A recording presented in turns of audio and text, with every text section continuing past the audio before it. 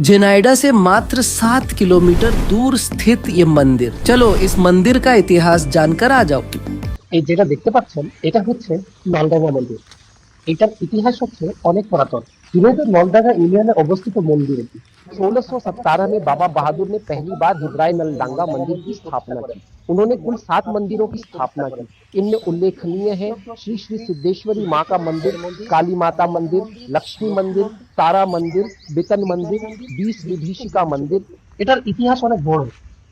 তার কিছু নমুনা আমি আপনাদেরকে বলি। সেটা হচ্ছে প্রায় 500 বছর আগে এই রাজবংশের আদিপুরুষ ভট্ট রায় ফরিদপুরের তেলিহাটে পরগনার অধীন ভদ্রেশ্বর গ্রামে বসবাস করতেন।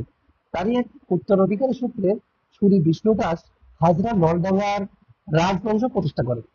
তার পিতার নাম ছিল মাধব সুবরাজ খান।